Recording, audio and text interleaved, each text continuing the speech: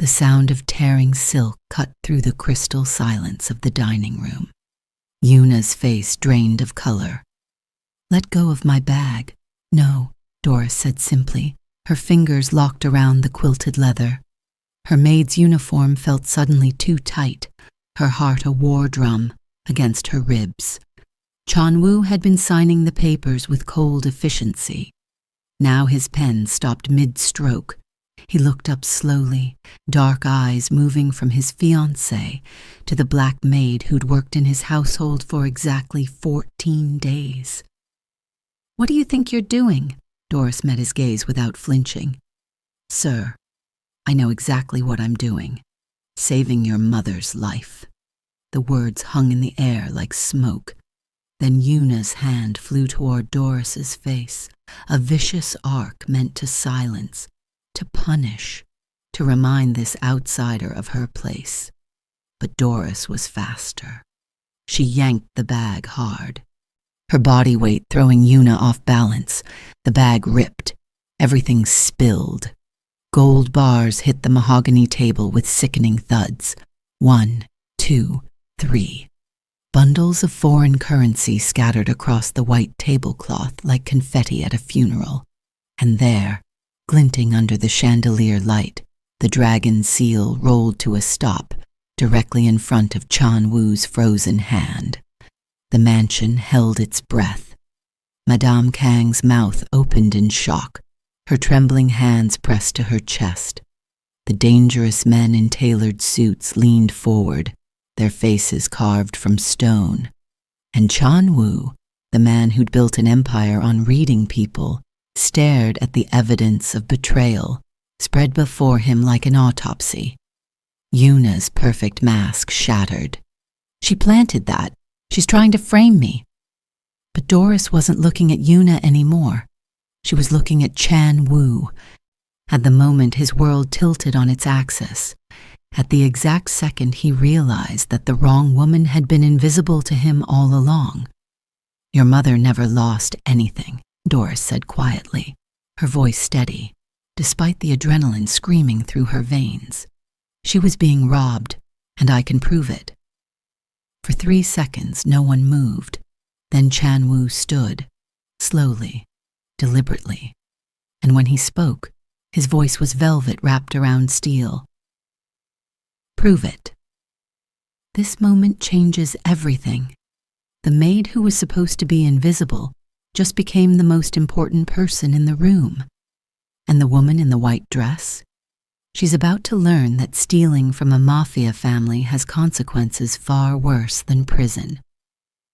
Subscribe to see how this unfolds and comment where you're watching from. I will love to say hello to you, just to know how far our story is going. The iron gates of the Kang estate swallowed Doris whole. She'd walked through them with her resume clutched in sweating hands and a prayer on her lips that no one would ask too many questions about the 3-month gap in her work history. Desperation had a smell, and she knew she reeked of it. The housekeeper who interviewed her was a woman named Mrs. Choi, 50-something, with a face that looked like it had been carved from disapproval and left to harden in the sun. She'd looked Doris up and down with the kind of assessment usually reserved for livestock. "You're American," Mrs. Choi said in clipped English, as if this were a moral failing. "Yes, ma'am. You speak Korean. Enough to get by. I'm learning more every day." Mrs. Choi's lips pressed into a line so thin it nearly disappeared. "The Kang family values discretion above all else. You see nothing. You hear nothing. You repeat nothing. Understood?" Doris had nodded, though her skin prickled with warning. She'd heard rumors about the Kang family, whispers in the church basement where other immigrant women gathered to share job leads and survival strategies. The kind of family that made problems disappear. The kind of money that came with blood in the margins. But her daughter needed new school uniforms. Her mother needed medication. And the apartment rent was 2 weeks overdue. So Doris had smiled and said, I understand perfectly. Mrs. Choi had hired her on the spot, which should have been Doris's second warning. The first had been the guards at the gate with guns bulging under their suit jackets.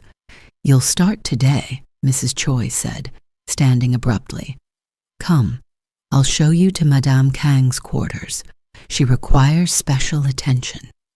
The way she said special attention made Doris's stomach tighten, but she followed the older woman through hallways that smelled of old money and fresh fear. The estate was a maze of dark wood and darker secrets, the kind of place where sound died in the corners and shadows had teeth. Mrs. Choi stopped in front of a door on the second floor. "Madame Kang is fragile. She gets confused easily. Don't take it personally if she says strange things. Just smile, nod, and fetch me if she becomes agitated." Then she opened the door and left Doris standing on the threshold of a room that looked more like a prison than a bedroom. The windows had bars disguised as decorative ironwork. The furniture was expensive but sparse. Nothing sharp, nothing heavy enough to throw. And in the center of it all, sitting in a chair by the window, was a woman who looked like she'd been slowly erased. Madame Kang was perhaps 70, with short silver hair that had been carefully curled, but somehow still looked disheveled. She wore a black silk blouse buttoned to her throat and pearl earrings that caught the light when she turned her head. Her hands trembled in her lap. "Madame Kang." Doris stepped into the room cautiously. "I'm Doris. I'll be helping take care of you." The older woman's eyes focused slowly, as if she were surfacing from deep water. When she finally looked at Doris, her expression was heartbreaking, a mixture of fear and desperate hope. "Are you real?" Madame Kang whispered in Korean. Doris's heart cracked a little. "Yes, ma'am. I'm real. Sometimes I can't tell any more." Madame Kang's fingers twisted together. "Sometimes I think I'm losing my mind. They tell me I forget things, important things, but I don't remember forgetting them. Does that make sense?" It made perfect, terrible sense. Doris had seen this before. Her own grandmother, before she died, confused and frightened because someone had been stealing her medication to sell it. The same glazed look, the same trembling hands. "It makes sense," Doris said gently, moving closer. "What if I told you that you're not losing your mind at all?" Madame Kang's eyes filled with tears. "Then I would say, you're the first kind person I've met in a very long time." Doris met the boss 3 days later. She'd been warned about Chan-woo Kang by the other staff, whispered warnings delivered in the kitchen while chopping vegetables, in the laundry room, while folding sheets. He was the heir, the enforcer, the man who'd taken his father's criminal empire and turned it into something even more dangerous, legitimate. "Don't look him in the eye," the cook told her. "Don't speak unless spoken to. And for God's sake, don't ask questions." So when Chan-woo walked into his mother's room while Doris was helping her eat lunch, Doris kept her eyes down and her mouth shut. But she noticed everything. He was younger than she'd expected, mid-30s maybe, with the kind of face that belonged on magazine covers if it weren't so carefully blank. He wore a suit that probably cost more than Doris made in 6 months, and he moved with the controlled grace of someone who'd been trained to kill and trained to hide it. "Mother," he said, his voice softer than Doris had imagined. He crossed to Madame Kang and took her trembling hand. "How are you feeling today?" "Chan-woo." Madame Kang's whole face transformed. "I'm so glad you're here. I wanted to tell you, I can't stay long." He glanced at his watch, and just like that, the warmth evaporated. "I have a meeting in 20 minutes. I just wanted to check on you. But I need to talk to you about—" "We'll talk later, Mother, I promise." He kissed her forehead, straightened, and was gone before Madame Kang could finish her sentence. The older woman's shoulders sagged, the light in her eyes dimmed, and Doris, standing invisible by the wall, understood something crucial. Chan Wu Kang loved his mother, but he was too busy building empires to notice she was being destroyed. The destroyer had a name, and she wore it like a crown. Yuna arrived on Doris's 5th day, gliding through the front door in a cloud of expensive perfume and entitled rage. She was beautiful in the way sharp things are beautiful, all clean lines and calculated angles, with long black hair that fell like silk down her back and a smile that never quite reached her eyes. "Darling." She found Chan Wu in his study and draped herself over him like expensive jewelry. "I've missed you so much." 3 days apart felt like torture. Chan Wu looked up from his paperwork, and his whole face softened. "Yuna, I didn't know you were coming today. I wanted to surprise you." She kissed him slowly, possessively. "And I thought I'd visit with your mother. I know how much she means to you." Something flickered across Chan Wu's face. Gratitude, maybe, or relief. "That's thoughtful of you." Doris, who'd been delivering tea, set the tray down silently and tried to slip out. "Wait." Yuna's voice cracked like a whip. "You, the new girl." Doris turned. "Yes, ma'am?" Yuna looked her up and down with the kind of assessment usually reserved for insects. "Make sure the tea is hot this time. Yesterday's was lukewarm. It's unacceptable." Yesterday, Doris hadn't been working. Yesterday, she'd had the day off. "I'll make sure it's perfect," Doris said evenly. She left before she could say something that would get her fired, or worse, but she lingered in the hallway just long enough to hear Yuna's voice shift, from ice to honey, from contempt to concern. "Chan Wu, I'm worried about your mother. She seemed so confused yesterday. She kept insisting I'd taken her reading glasses, but they were right on her nightstand the whole time. Poor thing." Doris's hands tightened around the empty tray. An hour later, she watched through a crack in the door as Yuna visited Madame Kang. Chan Wu had left for his meeting. The house was quiet. Yuna's face transformed the moment she crossed the threshold. The sweetness evaporated. What remained was something cold and calculating. "Good afternoon, Mother," Yuna said, her voice dripping with false warmth. "I brought you some tea." Madame Kang looked up from her book, and Doris saw the fear flash across her face. "Thank you, Yuna. That's very kind." "Of course. I know how forgetful you've been lately. Chan Wu is so worried about you." Yuna set the tea down and perched on the edge of the bed. "He was just telling me this morning that he thinks you might need more help, perhaps a full-time nurse."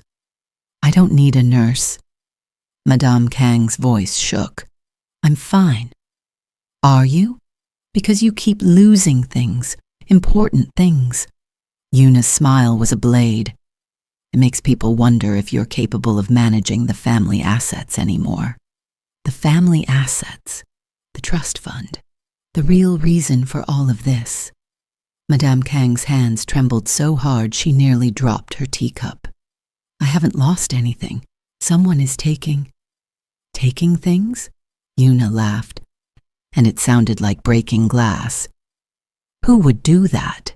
Everyone in this house loves you, Mother. Maybe you're just confused." She left a few minutes later, her designer heels clicking against the hardwood like a countdown timer. Doris waited until Yuna's footsteps faded, then slipped into the room. "Madame Kang?" The older woman was crying silently, tears tracking down her powdered cheeks. "She's going to take everything, and no one will believe me." "I believe you," Doris said quietly. The proof came 4 days later, during what should have been a routine cleaning. Doris had been assigned to Yuna's private suite, a sprawling set of rooms on the east wing that smelled like roses and lies. Mrs. Choi had been explicit. Dust everything, change the sheets, don't touch any personal items. But when Doris was smoothing the bedspread, her hand caught on something hard tucked between the mattress and box spring. She glanced at the door, listened for footsteps, then carefully extracted a small black burner phone. Her heart hammered as she turned it over. There was no password, and when she opened the messages, her blood turned to ice. Transfer complete. 50K. Next shipment Friday. Gold bars ready. He suspects nothing. The old woman is the perfect cover. Doris's hand shook as she scrolled through months of messages, evidence of systematic theft, of money being siphoned from the family accounts, of jewelry and artwork being sold to private collectors. And there, in a hidden note, a list of account numbers and passwords. Yuna wasn't just stealing. She was bleeding the family dry. Doris photographed everything with trembling fingers, then tucked the phone back exactly where she'd found it. She moved to the closet to hang up the dress she'd been steaming, and that's when she found the rest. In the back of Yuna's walk-in closet, hidden behind winter coats, was a locked safe. It wasn't particularly well hidden, just hidden enough that the housekeepers wouldn't stumble across it during routine cleaning. The lock was a simple combination dial, and Doris had grown up poor enough to learn certain skills. 3 minutes later, the safe swung open. Stacks of cash, gold bars stamped with serial numbers, and tucked in the corner a small jade dragon, the seal that Madame Kang would be accused of losing in exactly 6 days. Doris stared at the evidence, her mind racing. She could take the seal now, hide it, return it to Madame Kang and prove Yuna was lying. But then Yuna would know someone had been in her safe. She'd cover her tracks, change her plans, and Doris would be the obvious suspect, the new maid, the foreigner, the one who'd already been asking too many questions. No, she needed to catch Yuna in the act, in front of witnesses, in a way that couldn't be denied or explained away. She needed to wait for the perfect moment. Doris closed the safe carefully, spun the dial, and finished cleaning the suite as if she'd seen nothing at all. But when she left, she stopped by Madame Kang's room and held the older woman's trembling hands. 6 more days, Doris whispered. Can you hold on for 6 more days? Madame Kang searched her face, then nodded slowly. What happens in 6 days? The anniversary dinner, when the whole family and all of Chanwoo's associates will be here. Doris squeezed her hands gently. That's when we prove the truth, in front of everyone. That's dangerous, Madame Kang said quietly. For you. If Chanwoo doesn't believe you, then I'll deal with the consequences. Doris met her eyes. But I won't let her destroy you. Not while I'm still breathing. For the first time in weeks, Madame Kang smiled. It was a small, fragile thing, but it was real. You remind me of myself, the older woman whispered. Before I learned to be afraid. Then maybe, Doris said softly, it's time for both of us to remember how to be brave. Doris made her mistake on day 12. She'd been carrying fresh linens to the 2nd floor when she saw Chanwoo in his study, alone for once, staring at financial reports with the kind of concentration that made the air around him feel heavy. The door was half open, an invitation, or at least not a barrier. She knocked softly. Mr. Kang, may I speak with you? He looked up, and for a moment didn't seem to recognize her. Then his expression shuddered. I'm busy. It's about your mother and your fiancé. The words tumbled out before Doris could stop them. Sir, I think Yuna is... Stop. His voice could have cut steel. He stood slowly, and Doris suddenly understood why men twice his size were afraid of him. Whatever you think you've seen, you're mistaken. I'm not mistaken, I found evidence. She has a safe in her closet with, you went through her personal belongings. I stripped from every syllable. You violated her privacy. And now you're coming to me with accusations because what? You're jealous. The word hit Doris like a slap. Jealous? Sir, I'm trying to protect your family. My family doesn't need protection from my fiancé. Chanwoo moved around the desk, and Doris fought the instinct to step back. It needs protection from staff who overstep their boundaries and create drama where none exists. Yuna has been nothing but kind to my mother. The fact that you can't see that says more about you than it does about her. Your mother is terrified of her. My mother is confused. She's getting older. She forgets things. His jaw tightened. I don't expect you to understand the complexities of this family, but I do expect you to do your job and keep your opinions to yourself. Are we clear? Doris stared at him, at this man who could read a balance sheet, but couldn't see the truth destroying his family from the inside. Crystal clear, sir. She turned to leave, her face burning with humiliation and rage. Miss Young. His voice stopped her at the door. If I hear you've been spreading these accusations to other staff members, you'll be terminated immediately. This conversation is your only warning. Doris left without another word. She should have known Yuna would find out.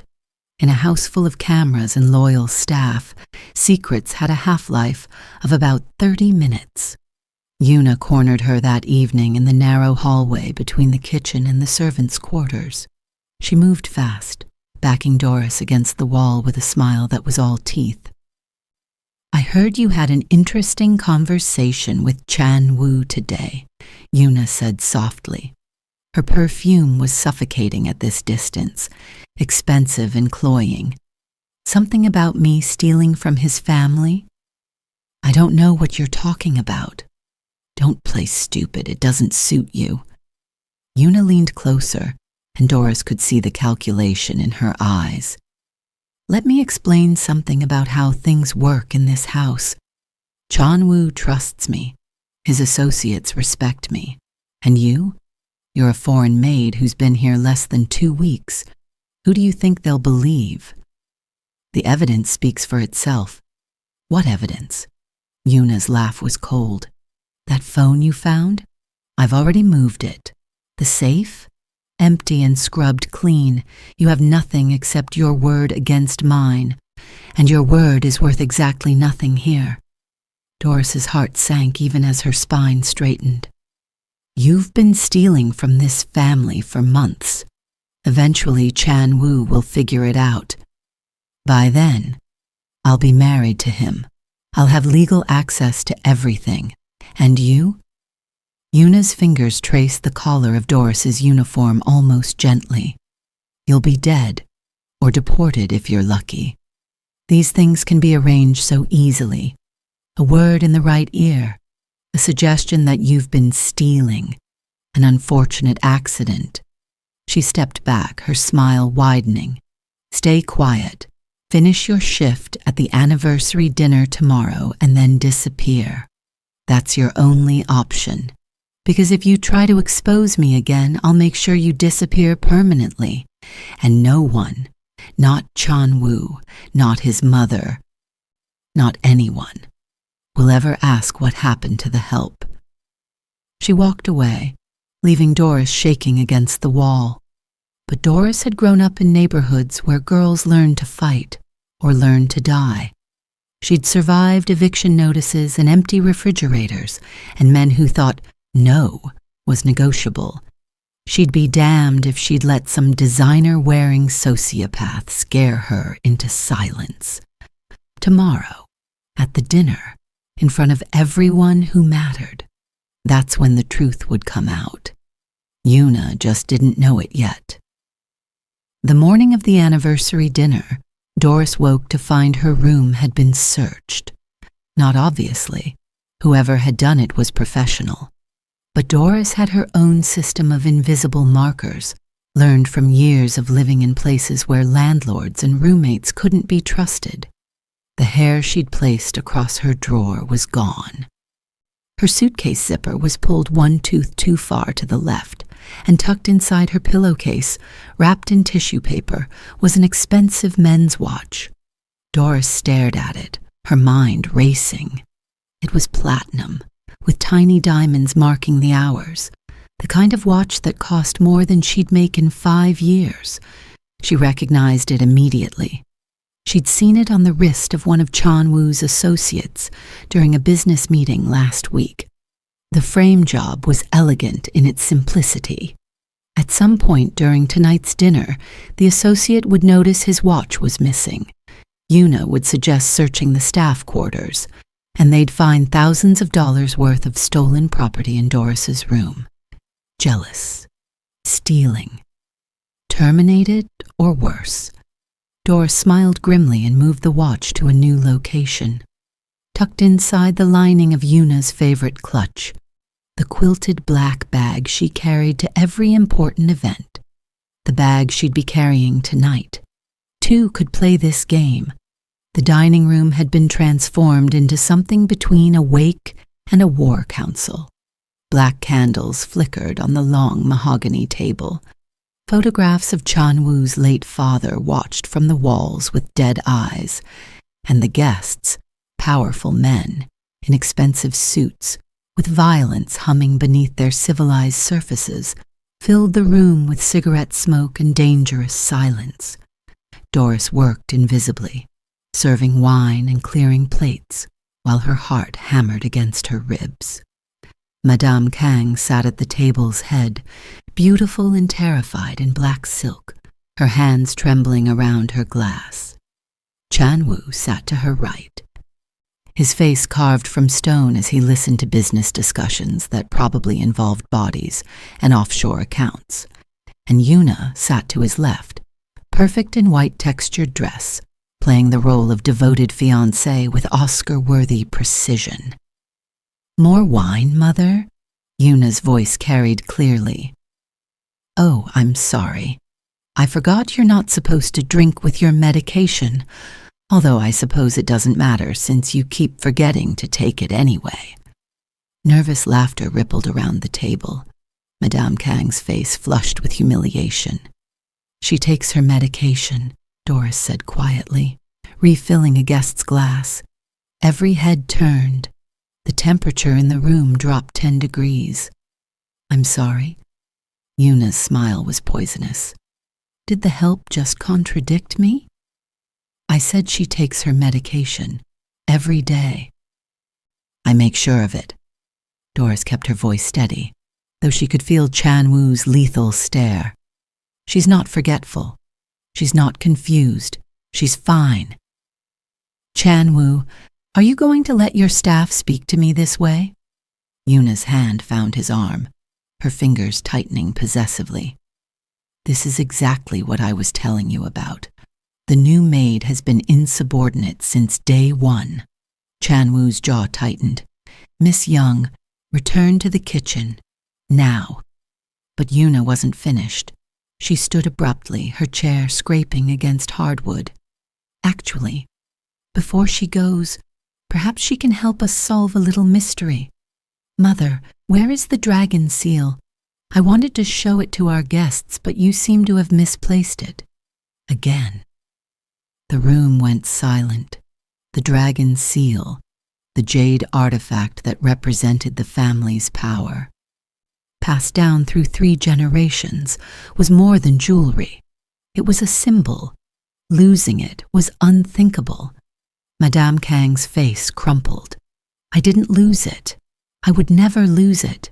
It was in my drawer yesterday, and now it's gone. Just like your pearls last month. Just like the gold cufflinks the month before." Yuna's voice rose, false concern dripping from every word. "Chan-woo, this is exactly what I've been trying to tell you. Your mother isn't capable of managing the family assets anymore. She needs help. She needs you to take control before she loses everything. She pulled papers from her bag, power of attorney documents, already prepared. I had my lawyer draw these up. Just sign here, and you can protect what's left of the family fortune before your mother gives it all away or loses it piece by piece.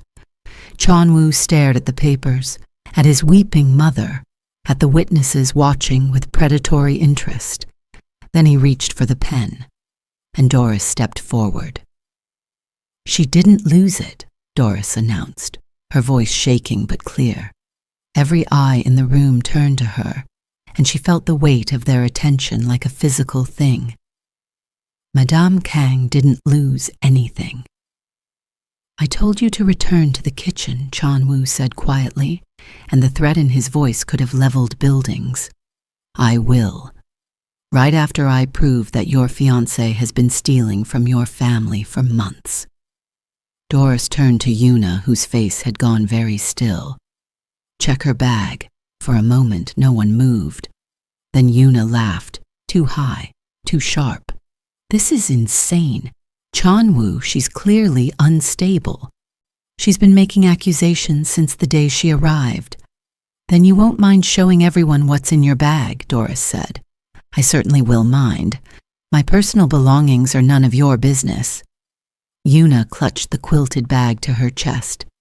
"This is harassment. I want her fired immediately."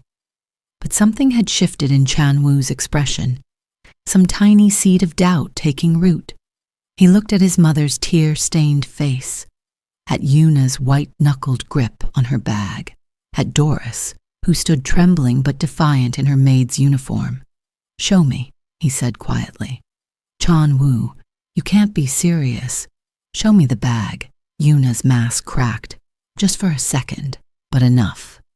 "Fine. You want to humiliate me in front of your associates? Go ahead." She thrust the bag toward him, and Doris saw her chance.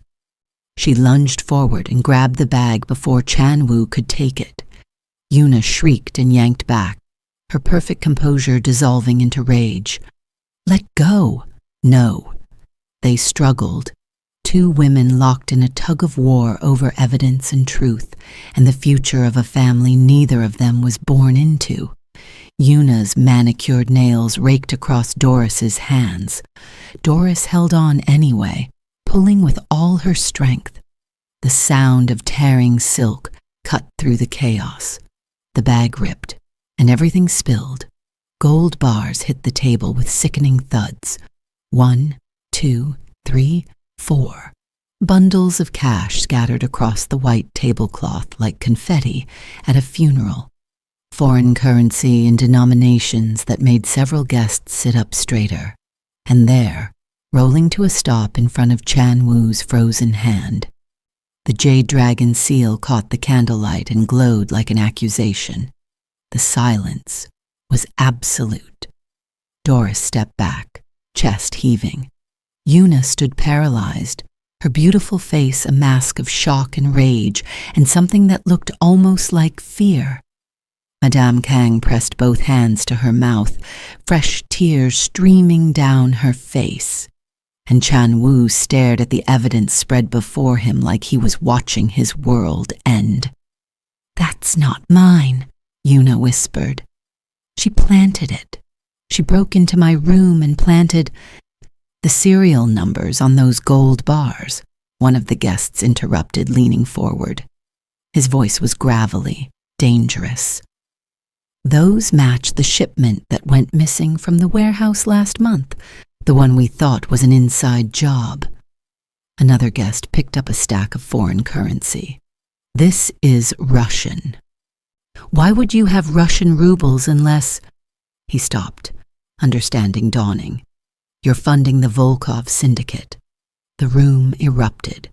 Voices rose in accusation and anger. Chairs scraped back.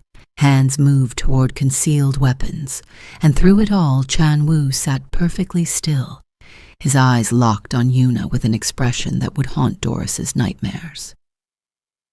You were going to have me killed, he said quietly. Tonight. The Volkoffs were planning to move during dinner, weren't they? That's why you needed the power of attorney signed. You wanted legal access to everything before I was dead. Yuna's silence was answer enough. Chan Wu stood slowly. Take her. 2 security guards materialized from the shadows. They grabbed Yuna's arms, and she finally broke, screaming, thrashing, hurling threats and curses in 3 languages. They dragged her toward the door while she fought like a feral cat. You'll regret this, she shrieked at Chan Wu. I could have made you legitimate. I could have made you respectable, but you're just like your father, a thug in an expensive suit. The door slammed behind her, cutting off her voice mid-scream. The silence that followed was somehow worse than the chaos. Chan Wu turned slowly to his mother, and then, in front of every dangerous man in that room, he bowed. Not a casual nod, but a full formal bow, the kind that acknowledged profound respect and deeper apology. Mother, he said quietly, I'm sorry. I should have listened to you. I should have protected you. I failed. Madame Kang stood on shaking legs and took her son's face in both hands. You're listening now. That's what matters. Then she turned to Doris, and her smile was radiant through her tears. And you brave, wonderful girl, you saved us. I just told the truth, Doris said, though her voice shook with adrenaline crash. You risked your life to tell the truth. Chan Wu straightened, and when he looked at Doris now, something had changed in his eyes. Recognition, maybe. Respect. Something that made her skin flush warm despite the cold sweat on her back. That's not something many people would do, especially not for a family like ours. Your mother reminded me of my grandmother, Doris said simply. No one should be made to feel like they're losing their mind when they're not. One of the guests cleared his throat. Well, this has been an eventful evening. He stood, adjusting his cufflinks. Chan Wu, we'll discuss the Volkov situation tomorrow. For tonight, I think we've all had enough excitement. The others murmured agreement and began filing out, though several paused to nod respectfully at Doris as they passed. She stood by the wall, invisible again, as the dining room slowly emptied. Finally, only 3 people remained: Chan Wu, Madame Kang, and Doris. Miss Young, Chan Wu said, would you mind staying for a moment? Doris's heart stuttered. She'd just destroyed his engagement and exposed his family's vulnerabilities in front of his associates. There was every chance he was about to have her killed for knowing too much. But Madame Kang squeezed her hand gently before leaving, and something in that gesture gave Doris courage. Yes, sir? Chan Wu poured 2 glasses of whiskey and offered her one. When she hesitated, he smiled, barely, but it was there. You just saved my life. I think you've earned the right to drink in the formal dining room. Doris took the glass with shaking hands. I owe you an apology, Chan Wu said quietly. When you came to me with concerns, I dismissed you. Worse than dismissed, I insulted you. I accused you of jealousy when you were trying to protect my family. That was unforgivable. You loved her, Doris said simply. People don't see clearly when they're in love. I didn't love her. I loved the idea of what she could give me.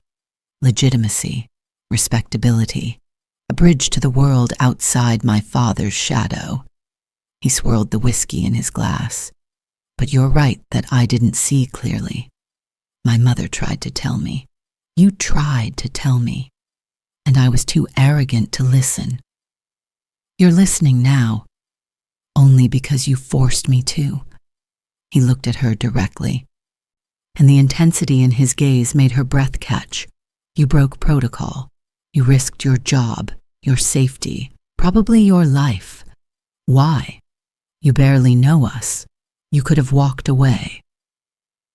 Doris thought about her daughter, about her mother, about all the times someone should have spoken up but didn't, because walking away would have made me complicit, and I've spent my whole life watching people get hurt because everyone else was too scared to act. I wasn't going to be that person, not for your mother. Something flickered in Chan-woo's expression, surprise maybe, or recognition. My father used to say that loyalty is the rarest commodity in our world. He would have liked you. I'm not sure that's a compliment, sir, he laughed, a genuine sound that transformed his face entirely. Please, call me Chan-woo. I think we're past formalities. I'm still your employee. Actually, about that, he set down his glass. I'd like to offer you a different position, not as a maid, as someone I can trust, someone who will tell me the truth even when I don't want to hear it, especially when I don't want to hear it. Doris stared at him. You want to hire me as what exactly? Your conscience? My advisor, my mother's companion, my... He paused, and something in his eyes made her pulse quicken. My friend, perhaps, if you'll consider it. I don't know anything about running a criminal organization. You know about people. You know how to read a room. You know when someone is lying. His voice softened. And you know how to be brave when it matters most. That's worth more than any business degree. Doris looked at the gold bars still scattered across the table, at the opulent room that smelled of money and secrets, at this man who could order deaths with a phone call, but was looking at her like she'd hung the moon. She should say no. She should take her final paycheck and run as far from this family as possible. She should protect her daughter from the dangerous world she was being invited into. But Madame Kang's grateful tears were still fresh in her mind, and something in Chan-woo's expression made her want to stay. I'll need a raise, she said finally. His smile was like sunrise. Done.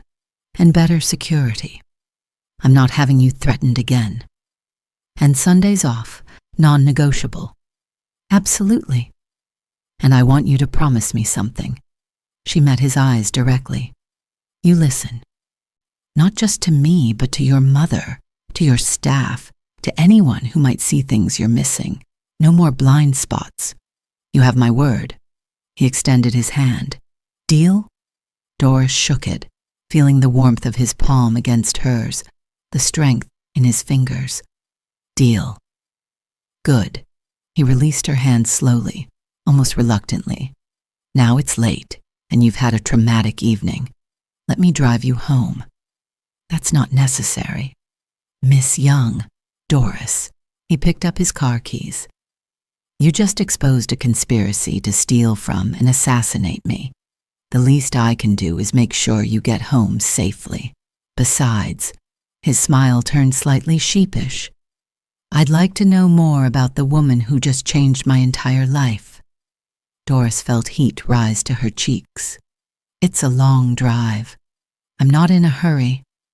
They walked out together into the cool night air, and Doris realized that she'd entered the Kang estate 2 weeks ago as a desperate woman taking a dangerous job. She was leaving it as something else entirely, someone who'd stared down evil and won, someone who'd found courage she didn't know she had, someone who'd caught the attention of a man who could be terrifying or gentle, depending on who needed protecting. Chan-woo opened the car door for her, a sleek black Mercedes that probably cost more than her apartment building. As she slid into the leather seat, she caught him looking at her with an expression she couldn't quite read. What? She asked. I'm just thinking, he said softly, that my father always said the most dangerous people are the ones you underestimate. Yuna underestimated you. I underestimated you. He closed her door and walked around to the driver's side. I won't make that mistake again. As they drove through the iron gates and into the city lights beyond, Doris felt something shift inside her. The same tectonic change she'd sensed in the dining room when the truth came spilling out. This was just the beginning.